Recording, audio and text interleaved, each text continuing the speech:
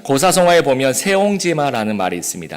변방에 사는 어느 노인이 이제 말을 키우고 있었는데 그 말이 도망을 갔습니다. 그래서 사람들이 이게 안 좋은 일인가 보다라고 이야기를 했을 때 이 노인이 이게 좋은 일이 될 수도 있겠다라고 이야기를 합니다.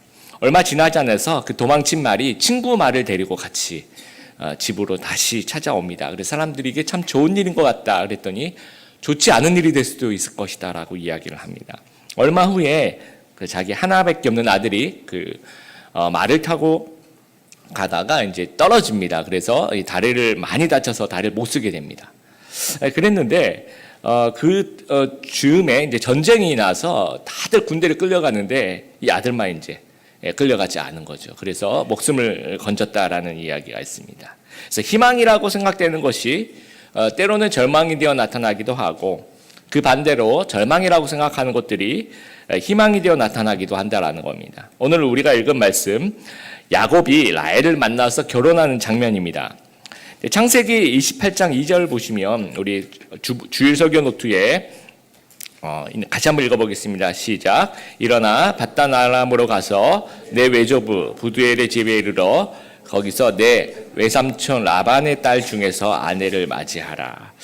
브엘세바를 떠날 때 물론 이제 여러 가지 이제 속이고 뭔가 도망치듯 그렇게 떠났지만 그런 명분이란 게 우리 동양사에는 이 명분이 중요하지 않습니까? 그래서 가는 그 명분을 좀 세워야 되는데 결국 이거였어요. 가서 우리 라반의 딸들 중에서 외갓집 그 친척들 중에서 아내를 맞이해라. 명분을 가지고 갔다라는 거예요. 그리고 드디어 야곱은 하란에 도착해서 이제 사랑을 이제 만나게 됩니다. 야곱이 결혼하는 이야기를 통해서 희망과 절망 사이를 오가는 우리의 인생에 대해서 좀 생각해 보고 그 가운데서 그의 백성을 지키는 하나님의 섭리하심을 좀 이해하고 묵상하게 되길 바라고 희망과 절망 사이에서 하나님의 백성으로서 어떤 태도와 시각을 가져야 하는지도 좀 우리가 살펴보기를 바랍니다. 첫 번째, 믿음의 사람은 이 세상에서 절대 희망도 절대 절망도 갖지 말자라는 겁니다. 1절부터 우리가 읽어야 되는데 야곱이 길을 떠나서 동방사람의 땅에 이릅니다. 이 동방사람의 땅이라는 것은 이 당시에 그 하란이라는 마을이 브엘세바를 기준으로 좀 오른쪽에 있기 때문에 동방의 땅이라고 하고 이제 목적지가 하란이죠. 그 하란 안에 한 지역으로 밧단 아람이라는 곳이 있습니다. 아마도 한 달 이상은 걸렸을 겁니다. 어머니 리브가가 거기서 이제 시집을 온 건데 거기서 고향을 떠나온 지가 거의 한 100여 년 정도 가까이 됩니다. 그러니까 지금도 우리가 모르는 장소를 찾아갈 때 내비게이션이 있고 뭔가 SNS가 있고 그래서 겨우 또 찾아가지만 거의 지금으로부터 한 4,000년 전이니까 외갓집을 찾기가 쉽지가 않았을 거예요. 근데 너무너무 쉽게 2절부터 이제 5절, 6절 이렇게 보면 보통 이제 우물을 가죠. 그래서 사람들한테 물어봅니다. 혹시나 라반이란 분을 아세요? 그랬더니 잘 알죠. 그분의 딸이 지금 양을 떼를 몰고 지금 오고 있어요 하면서 리브가를 만나게 됩니다. 굉장히 쉽게 리브가를 만나게 됩니다. 이것은 하나님께서 베델에서 약속하신 거. 내가 너의 하나님이 될 것이다. 순적하게 정말 모든 일을 인도해 줄 것이다 라는 그 하나님의 약속이 실현되는 과정입니다. 그리고 이제 11절에 보면 이제 라헬을 드디어 만납니다. 그래서 그가 라헬에게 입맞추고 소리내어 울며 너무 반가워서 이제 갑자기 너무 놀랐겠죠. 이제 갑자기 낯선 남자가 와서 입맞추니까. 그래서 그런 시각이 아니라 이제 이 당시에 이제 가족끼리 하는 인사입니다. 아무나 그런 것이 아니라 그래서 소개를 했겠죠. 우리는 이제 친척이고 가족이고 소개하고 이제 인사를 하고 이제 소리내어 우는데 저는 이 부분이 좀 소리내어 운다라는 이 장면에서 이해가 돼요. 왜냐하면 제가 이제 시카고에 있는 그 트리니티 신학교를 졸업하고 풀러 신학교까지 이제 짐을 가지고 가야 되는데 어떻게 가야 될지 몰라서 전부 다 비행기에 실을 수도 없고 그래서 제가 가지고 있는 차가 조금 큰 차가 있었어요. 제가 몰고 다니는 차가. 그래서 거기다가 짐을 다 싣고 이제 운전을 해서 가는데 많은 분들이 조언하기에는 이제 혼자서 운전하면 밤새도록 하면 24시간 또는 1박 2일 안 자고 그냥 다이렉트로 갈 수 있는데 그러면 차가 낡고 너무 피곤해 혼자 가니까 큰일 날 수 있다. 그래서 해가 떠 있는 시간은 좀 달리고 해가 지고 깜깜해지면 스톱해서 좀 하룻밤 푹 자고 그리고 해가 뜨면 또 달리고 뭐 이런 식으로 너 혼자니까 그렇게 가는 게 안전하다라고 여러분들이 조언해 주시더라고요. 그래서 그 조언에 따라서 해가 뜨면 바로 이제 운전을 혼자서 하고 거의 한 3일 걸렸던 것 같습니다. 그래서 이제 로키 산맥 넘어서 3일 걸려서 이제 라스베가스 거의 이제 뭐 아리조나 사막을 지나서 라스베가스까지 오니까 여기서부터 이제 편말이 이제 거리가 나오잖아요. LA 얼마 남았습니다. 보니까 5시간이면 갈 수 있겠더라고요. 근데 너무 피곤한 게 이제 허리도 너무 아프고 이렇게 계속 이렇게 앉아 있으니까 이제 원래는 라스베가스 점심도 먹고 좀 허리도 이렇게 이제 걸어 다니면서 좀 스트레칭도 하고 힘을 내서 이렇게 가려고 했는데 도저히 이제 5시간 정도 걸린다는 그 표지판을 보는 순간 아니다, 무조건 가자, 빨리 가서 좀 쉬자. 그래서 그 3일 가니까 5시간은 굉장히 적게 느껴지더라고요. 그래서 가서 도착을 해서 너무너무 기뻤던 그 목적지를 이제 아는 목사님 댁에 딱 도착을 했는데 그때 그 안도감, 굉장히 살았다라는 느낌. 저는 뭐 겨우 3일이지만 지금 야곱은 30일 동안 혼자서 그러면서 드디어 바라던 그 하란 외삼촌 집을 이제 만나게 된 거예요. 얼마나 기뻤을까요? 소리내어서 울게 됩니다. 근데 이제 첫 만남은 굉장히 재밌습니다. 여러분 이게 뮤지컬의 뭐 한 장면 같은 그런 느낌이에요. 그래서 우물가에 이렇게 도착했는데 실제로 보니까 야곱이 이르되 해가 아직 높은즉 가축 모일 때가 아니니 양에게 물을 먹이고 가서 풀을 뜯게 하라. 아직 라헬의 양떼가 오기 전에 이제 우물에 가 자기도 이제 보통 이제 양떼를 좀 친 경험들이 있잖아요. 또 어깨너머로 본 것도 있고. 그래서 해가 아직 높은즉, 그러니까 이제 해가 아직 지는 그런 단계가 아니라 뭐 아직 정오 정도 높다라고 하면 그 정도 됐겠죠. 그러면 이제 풀을 뜯어야 된다는 거죠. 풀을 막 뜯고 난 다음에 해가 좀 지려고 하면 와서 물을 먹어야 되는데 왜 아직 그 이제 해가 떠 있는데도 불구하고 이렇게 풀 뜯는 거를 멈추고 이렇게 다들 우물에 와서 이렇게 모여 있느냐. 이제 그 얘기를 지금 참견을 하는 거죠. 그랬더니 이제 근처에 그 목자들하고 양떼가 이제 공동으로 관리하는 우물이니까 다 와야 되나 봐요. 다 와서 한꺼번에 그 우물을 이제 돌로 막아놨는데, 왜냐하면 이제 수질을 관리해야 되고 굉장히 중요한 그 사막에서 또는 이 중동의 그 팔레스타인의 지역에서는 이 우물이 굉장히 중요하니까 돌로 단단히 막아놔서 아무나 그 열고 닫고 하는 동안에 무엇인가 좀 나쁜 것이 들어갈 수 있으니까 한꺼번에 이제 이거를 오픈을 하는 거예요. 그 마을의 질서이기도 하고 또 이제 돌이 굉장히 무거웠나 봐요. 혼자서는 들기 좀 어려운. 그래서 모두가 다 있을 때 오픈해서 양떼를 먹이는 그런 어떤 질서가 있었던 것 같습니다. 10절에 보니까 야곱이 그의 외삼촌 라반의 딸 라헬가 그 외삼촌이 양을 보고 딱 봤어요. 이 정말 그 라헬에게 첫눈에 남자들은 이제 보고 반하는 거죠. 첫눈에 이제 반했는데 이성에게 첫눈에 반하면 어떤 그 현상들이 일어납니까? 결혼 정보회사 요 같은 곳에서 조사를 했어요. 딱 반하면 어떤 그 반응이 있느냐 하면 여성들은 정말 자기가 좋아하는 이성을 만나면 내숭을 떤대요. 크게 3가지, 3대 내숭. 첫 번째 순진한 척. 그 다음에 관심 없는 척. 검색 다 해봤고 왔는데 관심 없는 척, 모르는 척. 그 다음에 3번째 약한 척. 큰 바위 덩어리도 들 수 있지만 볼펜 떨어진 거 무겁다가 안 들고 뭐 3대 내숭에는 밀려났지만 또 모두가 이해할 수 있는 그런 것도 있더라고요. 뭐 많이 안 먹는 척. 남자들은 그러면 자기가 좋아하는 사람 만나면 뭐 하느냐 했더니 허세를 떤대요. 허세를 떴는데 그 1번이 뭐냐면 센 척을 한대요. 뭔가 힘이 있는 척. 그래서 아드레를 날리니 막 분비하는 거 라헬을 본 순간 막 그다음에 이제 뭐 아는 척, 돈 많은 척 이제 이런 순서로 가는데 막 자기가 좋아하는 이성을 만나니까 막 아들은 난리 분비하고 이걸 이제 전문 용어로 사자성어로 폼생폼사라고 이야기를 합니다. 폼해 죽고 폼해 살고. 그래서 이제 다들 이렇게 우물 돌을 그냥 놔두라고 하는데 자기가 가서 막 혼자서 돌을 막 열어요. 그러니까 너무 기가 막혔는지 목자들이 그냥 가만히 놔두는 것 같습니다. 그리고 혼자서 못 뜨는데 그냥 언제 그랬는지 이 사람이 이렇게 힘이 좋은 사람이 아닌데 그 돌을 막 옮겨서 막 와서 막 물 마시라고 막 자기 것도 아닌데 그렇게 물을 마시는 거죠. 그리고 이제 한 달이 지났습니다. 그래서 라반이 이제 이야기를 하는 거죠. 네가 이제 온 지 한 달이 있는데 와서 이제 우리 양떼를 좀 돌봐주고 일을 좀 해주면 좋겠는데 그렇다고 공짜로 할 수는 없고 그래서 이제 내가 너 얼마 주면 좋겠니? 뭐 하면서 이제 목자로 취업하는 거죠. 임금 협상을 하는 거죠. 그 당시 뭐 목자들 월급 뻔하니까 그냥 내가 얼마 줄 테니까 너 일하자 뭐 이런 얘기를 하는 겁니다. 그때 이제 16절 이제 17절 넘어가면서 이제 이 레아와 라헬에 대한 비교가 좀 나와요. 그래서 16절 보면 라반에겐 두 딸이 있으니 언니의 이름은 레아요 아우의 이름은 라헬이다. 그 다음에 이 17절이 이게 정말 여러 가지 해석이 되는 구절입니다. 17절을 보면 레아는 시력이 약하고 라헬은 곱고 아리따우니. 그래서 많은 분들이 레아가 시력이 약하다는 말이 이게 무슨 말일까 이제 그런 해석이 굉장히 분분합니다. 쉬운 성경에 보면 눈이 곱다라고 표현이 되어 있어요. 또 이제 영어 성경을 보면 또 원어도 마찬가지고요. 눈이 she had weak eyes. 그래서 굉장히 약한 시력, 눈을 가지고 있다 이렇게 번역이 됩니다. 그런데 그 뒤에 나오는 저는 이제 이거를 이렇게 해석했으면 좋겠어요. 뒤에 나올 때 보세요. 이게 이제 대꾸법인데 레아는 시력이 약하고 그러면 뒤에 라헬은 어떻게 나와야 됩니까? 라헬은 시력이 강했다 이렇게 나와야 되잖아요. 눈이 곱다. 뭐 레아는 눈이 고왔다. 그러면 라헬은 눈이 곱지 않았다 이렇게 나와야 되잖아요.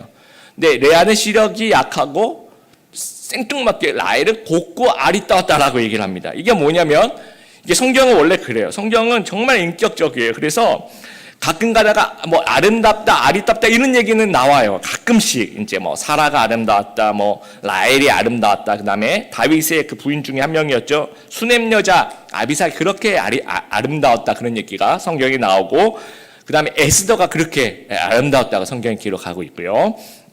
욥의 딸들이 세상에 이렇게 아름다운 딸들이 없었다라고 또 세상에 이렇게 성경에 기록되고 있지만, 뭐 반대로 성경에서는 뭐 그 인물에 대해서 이렇게 좀 외모를 비하하는 그런 얘기는 전혀 나오지 않습니다. 못생겼다라든지 뭐 경쟁력이 떨어진 미모를 갖고 있었다 이런 얘기 전혀 없습니다. 뭐 미모가 범죄라면 이 사람 무죄였다.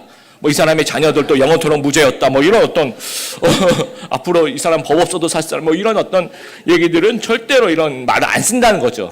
굉장히 성경은 인격적인 그런 성경이다. 그래서 아마도 이걸 돌려서 얘기한 것이, 어떻게 아무리 봐도 이건 대꾸법인데 시력이 약하고 한쪽은 곱고 아름답다. 그러니까 우리가 이야기에는 라헬은 곱고 아름다운데 레아는 좀 그 동생에 비해서 그러진 않았다라고 이해하면 좋겠다라는 겁니다.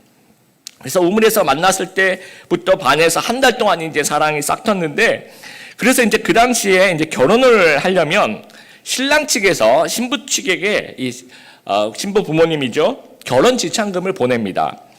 리브가도 결혼할 때 그 이제 아브라함이 이제 종을 시켜서 낙타를 10마리나 낙타 한 마리가 거의 뭐 차 한 대 값이라고 본다면 정말, 그리고 보석들도 이제 결혼 지참금으로 가져가죠. 왜냐하면 그 신부가 그 집에서 노동력을 감당하고 있는데 그 신부를 가져가게 되면 그만큼 그 노동력이 비기 때문에 그 지참금을 주는 그런 제도들이 있었다라는 거예요.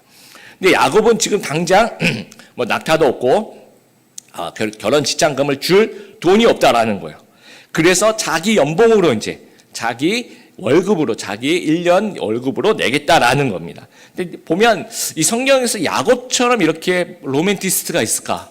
나는 이게 이런 좀 로맨틱이 좀 부족하다 그러면 야곱을 여러분 연구해 보시면, 저도 마찬가지지만 우리 남자 지사님들 다 야곱을 좀 같이 연구해 보면서 그의 어떤 깊이 있는 사랑을 좀 생각해 보길 바라는데, 이 19절을 보면 이제 결혼 지참금의 규모가 당시 시세가 한 3년에서 4년 정도 연봉, 1년, 그러니까 1년, 2년, 3년 정도의 그 연봉을, 어떤 사람은 50달치 월급이다 그렇게 얘기하시는 분들도 있고, 제가 볼 때는 3년 또는 4년 정도 그 연봉 정도면 이제 결혼 지참금을 줄 수가 있는데, 야곱은 몇 년 일하겠다라고 합니까? 7년. 얼마나 놀랐으면 저기 핸드폰 떨어뜨리고 그러겠습니까? 그렇죠? 예. 뭐 2배를 내겠다라는 거예요. 7년을 내가 결혼 지참금을 주겠다. 얼마나 신부가 사랑스럽고 그랬을까요? 그래서 이제 이 20절을 보니까 야곱이 라헬을 위해서 7년 동안 라반을 섬겼으나 그를 사랑하는 까닭에 7년을 며칠같이 여겼더라. 너무 멋있지 않습니까? 모든 우리 남자 집사님들 우리 반성하는 마음으로 20절을 좀 생각해 보길 바라는데, 뭔가 사랑하면 어떤 일이든지 쉬워진다라는 겁니다. 우물을 덮고 있는 그 무거운 돌을 확 던질 수 있는 그런 어떤 사랑하면 쉬워지는 것. 또 7년 어떻게 기다리나? 사랑하면 쉬워지는 거예요. 그래서 여러분 뭐 결혼 생활도 마찬가지고 뭐 어떤 회사에서도 마찬가지입니다. 내가 이 회사 너무 싫다. 물론 그럴 수도 있지만 비슷하면 우리가 좀 직장을 사랑하면 또 더 쉽게 다닐 수가 있는 거고요. 또 교회를 사랑하면 교회 나오는 게 하나도 어렵지가 않은 거죠.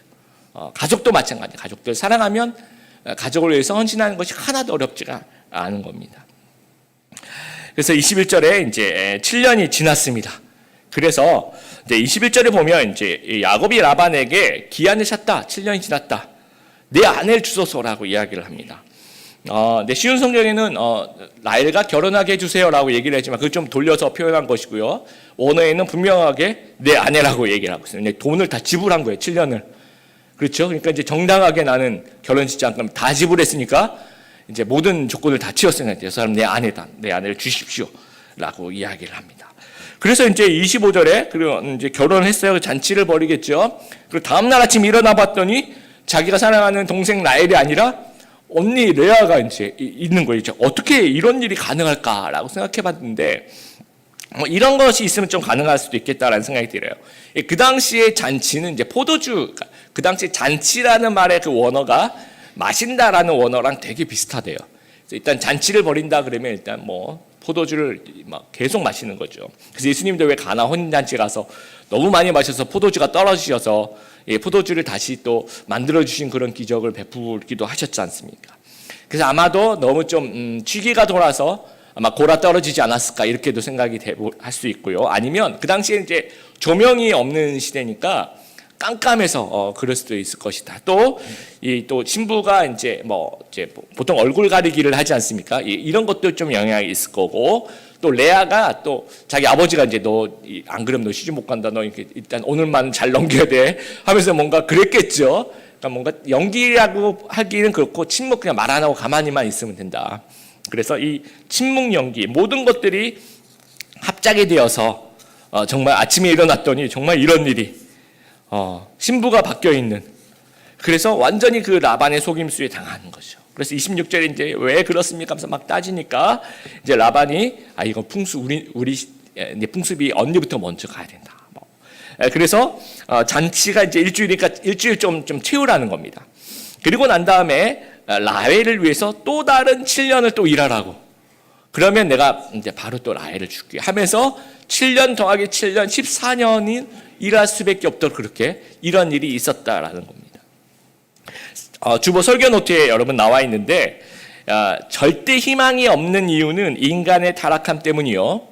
절대 절망이 없는 이유는 하나님의 보호하심 때문이다. 희망이 시작됐을 거야. 아마 야곱은 굉장히 좋았을 거야. 내가 하란에 드디어 도착했다.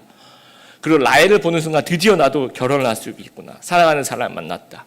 또 7년을 하루같이 기다리면서 정말 그런 희망이 부풀어 올랐을 텐데 결혼하자마자 이제 다시 이게 내가 희망이라고 생각했던 것이 절망으로 바뀌는 겁니다.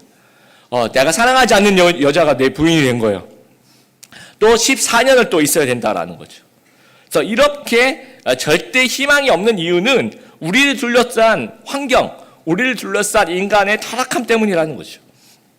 그리고 절망이라 생각하는 때도 있어요. 우리가 이제는 끝이구나, 나에게 희망이 전혀 없구나. 근데 실제로 그렇지 않는다는 거죠. 실제로 나중에 가면 또 잘 되는 경우도 있다라는 겁니다. 이것은 하나님의 보호하심 때문이라는 거예요. 나중에 이제 이 야곱에 대한 이야기는 다음 주 계속 이어지면서 차근차근 좀 설명해 드리도록 하겠습니다. 지난주에 우리 국내 아우리치 가는 그 태백에 연동교회 그 목사님이 잠깐 그 서울에 방문하신다고 저희 교회를 오셨어요. 그래서 이제 얘기 나누고 차 한잔 하고 요 이제 교회 이제 예배 드리는 장소를 이렇게 좀 보여드리고 이제 내려가는데 그 얘기를 하시는 거예요. 저는 여기 굉장히 익숙합니다라고 얘기를 하시더라고요. 이제 왜 와보신 적이 있느냐고 물어봤더니 이 그 목사님의 그 아버님이 충무로에서 인쇄소를 하셨대요. 옛날에 어렸을 때. 그래서 인쇄소를 잘 하셨는데 그게 희망이었겠죠. 잘하고 있는데 이제 그 대학에서 학생들이 뭐 인쇄물을 좀 인쇄를 해달라 그래서 좀 인쇄를 해줬는데 그냥 평범한 인쇄물이었대는데 거기에 이제 학생들이 이제 스스로 뭔가 복사해 놓은 그 어떤 그 당시에는 좀 금지하고 있는 그런 어떤 학생 운동과 관련된 그런 찌라시를 이제 넣어서 이렇게 배포를 했던 것 같아요. 그래서 이제 경찰에게 걸려서 혹시 서로 같이 뭐 공범 아니냐 해서 소위 말해서 그 당시에 남산에 끌려오셔서 이렇게 하루 정도 있었대요. 오래 있진 않으셨고 그래서 그리고 난 다음에 이제 뭐죠? 그 비즈니스가 완전히 이제 폭망을 하는 굉장히 절망이죠. 그래서 어떻게 하셨냐고 제가 너무 궁금해서 그랬더니 갑자기 그 중간 생략 뭐 있었던 일도 굉장히 많았겠지만 시간 관계에서 중간 생략하시면서 목사님이 한마디로 그래서 제가 목사가 된 것 같습니다. 그렇게 얘기를 하시더라고요. 집안이 잘 살고 부잣집 아들이고 그랬으면 하나님을 아마 못 만났을 텐데 집안이 어렵고 힘들고 하다 보니까 그렇게 하나님 만나게 된 것 같다. 그래서 이제 이렇게 목회 길을 걸은 건 아닌가 생각된다라고 말씀하시더라고요. 그래서 우리는 인생이라는 게 그런 것 같아요. 희망이 있고 절망이 있는데 이걸 이렇게 요즘 우리 젊은이들 쓰는 말로 구간 반복. 요 구간이 계속 반복되는 듯한 그런 느낌이 든다라는 겁니다. 그래서 우리도 이런 경우 있지 않습니까? 여러분 소망을 이루어서 행복을 시작했다라 막 기도를 해요. 하나님 이 기도 좀 꼭 이루어 주십시오. 막 그래서 막 내가 대학만 가면 나는 막 고생 끝 행복 시작 그렇게 할 것 같은데 대학을 여러분 가보셔서 알겠지만 대학에 가면 어떻습니까? 또 다른 절망이 또 우리를 앞에 기다리고 있는 겁니다. 취업만 하면 내가 정말 취업만 하면 내가 모든 돈도 벌고 막 그럴 것 같았는데 일단 취업을 하면 물론 돈을 벌지만 그렇죠? 그게 그냥 벌어지는 게 아니다라는 걸 이제 알게 되면서 참 사람이 다양한 모습으로 사람을 괴롭힐 수 있구나. 뭐 이런 그러니까 이게 또 취업이라는 것이 희망이었는데 분명히 취업이 되는 순간 다시 또 그것이 절망으로 바뀌는 겁니다. 내가 기도했던 것. 그래서 막 어떤 우리 젊은이들 막 이성교제를 위해서 내가 여자친구, 남자친구만 생기면 나의 삶이 우아해질 것 같다 생각했는데 기도해서 정말 내가 생각하는 이상형을 만났어요. 근데 여러분 누가 나를 괴롭힙니까? 이제부터는 그 내가 이상형이라고 생각하고 기도했던 그 사람. 결혼도 마찬가지예요. 하나님 정말 여러분 이 사람과 결혼하고 싶다고 다 기도하셨잖아요, 여러분. 그렇죠?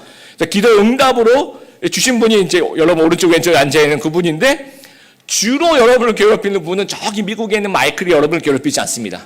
일본에 있는 다나카가 여러분을 괴롭히지 않습니다. 바로 옆에 있는 이분이 늘 그런 건 아니겠지만 가끔씩 우리를 희망에 차기도 하지만 절망에 빠뜨리기도 하고 구간 반복을 반복하는 거야. 그래서 안 되겠다.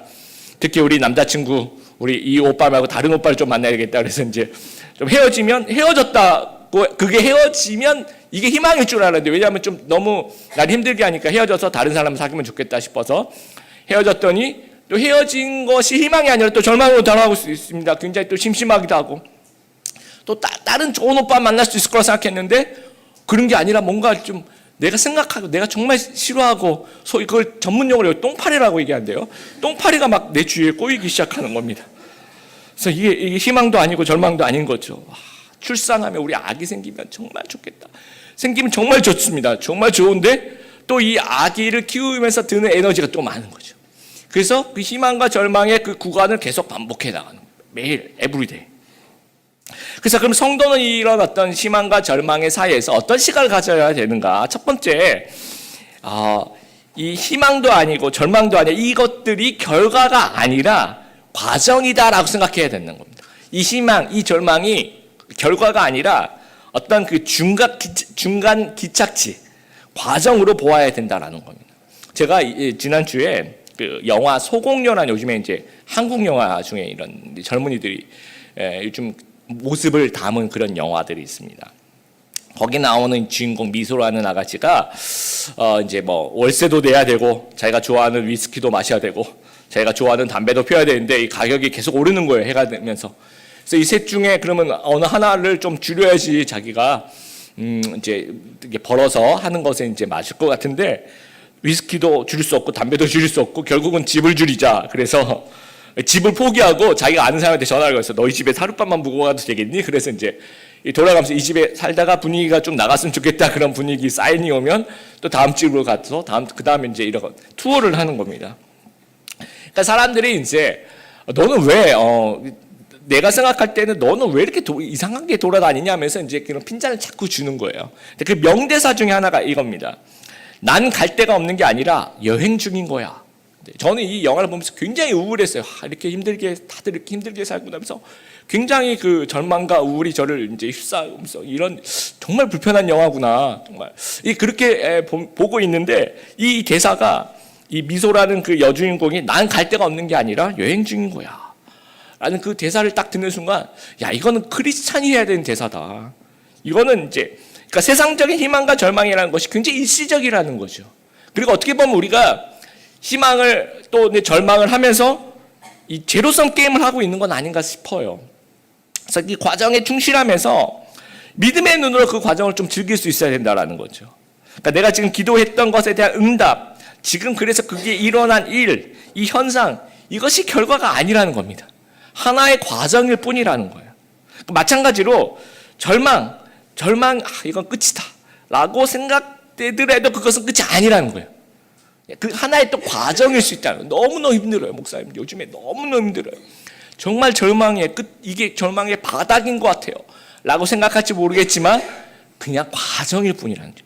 절망의 바닥이 아니라 언제든지 또 희망의 구간으로 다시 반복할 수 있는 그러한 과정이라는 사실들을 우리가 이해할 수 있어야 된다라는 거죠.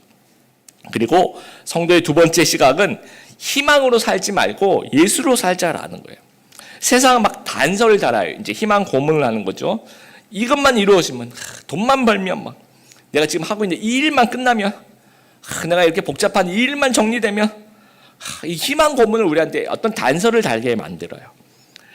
성도들도 마찬가지입니다. 무엇인가 세상이 자꾸 하나님께 못 가게 만들도록 단서를 자꾸 달아요. 막 내가 수능만 끝나면 하나님께 나오겠다. 내가 취업만 되면 하나님 더 열심히 섬기겠다. 내가 지금 빚이 많은데 빚만 갚으면 내가 주의를 할 것이다.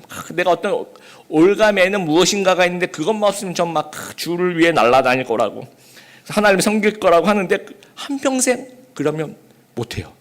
왜냐하면 그거 끝나면 또 그 다음에 또 무엇인가 또 우리를 기다리고 있거든요.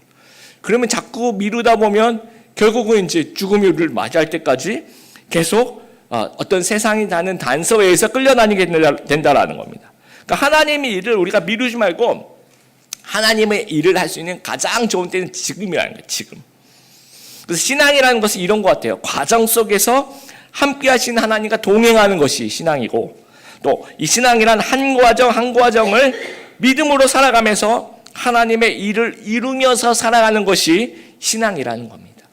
여러분, 이 절망과 희망 사이에 인문학은 뭐라고 얘기하냐면요, 그냥 참고 살아라, 또는 아니면 그냥 초월해라, 뭐 무소유 뭐 그런 거 있지 않습니까?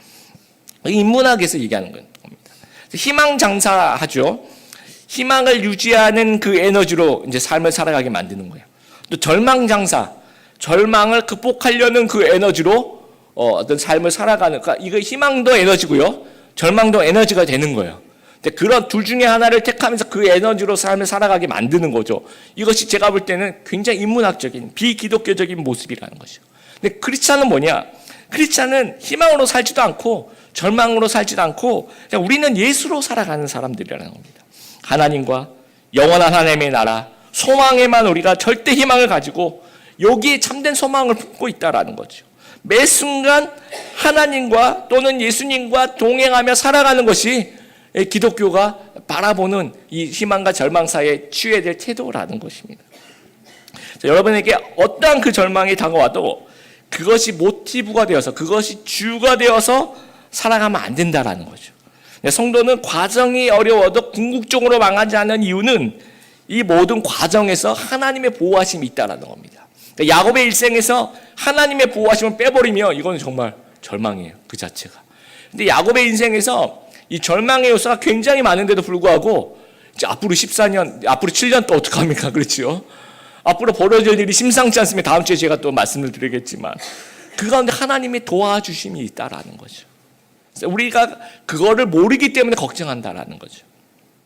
로마서 8장 28절 설경을 있습니다. 같이 한번 읽어보겠습니다. 시작. 우리가 알거니와 하나님을 사랑하는 자, 곧 그의 뜻대로 부르심을 입은 자들에게는 모든 것이 합력하여 선을 이루느니라. 그래서 하나님께서 희망도 재료로 사용하시고 절망도 재료를 사용하셔서 결국엔 나중에는 좋은 결과를 이루어 주신다라는 말씀입니다. 그래서 우리가 세상에 주는 것 때문에 어떤 일이 일비하지 말고 신령한 것에, 영에 속한 것에, 영원한 하나님 나라를 바라보면서 예수로 사는 귀한 우리 성도님들 다 되시기를 바랍니다. 두 번째로, 믿음의 사람은 심는 대로 거듭의 교훈을 통해 성장한다라는 겁니다. 야곱의 캐릭터가 뭡니까, 여러분? 속임수, 사기치는 사람, 속이는 사람, 이거 야곱의 캐릭터죠, 그렇죠? 이 뒤꿈치를 잡고 태어나고, 또 붉은 죽 가지고 이제 장자권을 나한테 또 팔아라라고 얘기를 하고, 또 거짓으로 막 애서인 척해서 막 변장해서 거짓으로 장자의 축복을 받고 막 이렇게 속이면서 살아왔는데 누굴 만납니까? 고수를 만나는 거예요. 고수를. 와, 외삼촌 라반은 이 야곱보다도 훨씬 더 이 속임의 고수입니다. 여러분 이제 21절에 보세요. 이제 원래 7년이 지났잖아요. 그러면 보통 어떻게 합니까? 결혼을 어른들이 이제 너 7년이 지났지, 이제 너 결혼해야지 이렇게 얘기하는데 라반은 한마디도 하지 않아요. 그러니까 누가 얘기합니까? 야곱이 라반에게 이르되 내 기한이 찼으니까 내 아내를 주소서.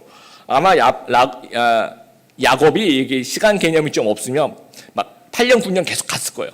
그런 일이 있었냐는 듯이. 그리고 라헬을 준다고 하면서 레아를 먼저 줬죠. 이거는 머리가 좋은 거예요. 만약에 레아를 먼저 줄게 그러면 거절했었죠. 나는 내 사랑하는 여인이 아니다. 그러면 일도 안 하고 뭐 해봤자 뭐 1년 2년 그렇죠. 이게 결혼 지참금이라는 것이 자기가 어떤 할 수 있는 만큼 좋아하는 만큼 이렇게 내는 거니까. 근데 만약에 속이게 되면 그렇죠.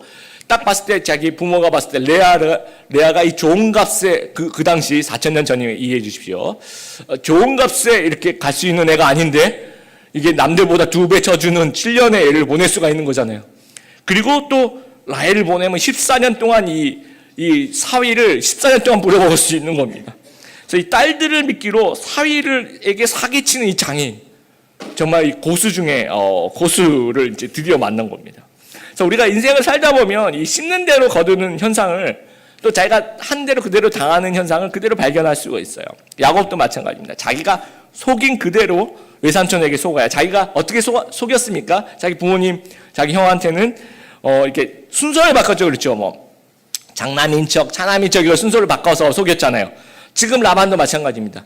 라헬을 주는 척 하면서 레아를 주면서 이 순서를 또 바꿔가면서 속이고 있고 또 외모를 바꿔요. 또 야곱은 에서인 척 연기를 했는데 라반이 레아에게 시켰지만 물론 이제 라헬인 척하면서 그랬는지 모르겠지만 일단 아무 얘기 안 하는 거 보니까 이 침묵도 연기입니다, 여러분. 침묵으로 라헬인 척 연기를 합니다. 그래서 왜 이런 일을 만날까요? 크게 두 가지 생각해 볼 수 있는데 첫 번째는 하나님이 역시 공의 하나님이시라는 거예요. 우리 심는 대로 거두게 하시는 하나님, 공의 하나님이라는 거고. 근데 그렇게 생각하면 또 너무 또 하나님이 좀 아프다, 이렇게 칼을 베는 것처럼 그렇게 느껴질 수 있지만 결국 두 번째는 교훈을 주셔서 우리를 성장케 하시려는 것임을 우리가 좀 이해할 수 있어야 되는 겁니다. 여러분, 자기 같은 사람 우리 살다 보면 꼭 만납니다. 그럴 때마다 하나님이 내가 그때 잘못해서 벌 주시나 보다, 하나님이 왜 나를 복수하시지, 이렇게 생각하지 말고 이게 하나님이 우리에게 어떤 교훈을 주셔서 성장하게 하시는구나, 그런 하나님이시란, 하나님의 사랑을 좀 느껴보길 바라요. 제가 이제 대학교 할 때도 그렇고 이제 제자훈련 하면서 늘 이제 예언 같은 예언을 합니다. 너희들 지금 제자훈련 하고 있지만 나중에 리더가 되면 꼭 너희들과 같은 그런 소그룹원들 꼭 만난다. 그러면 안 돼요, 목사님 이제.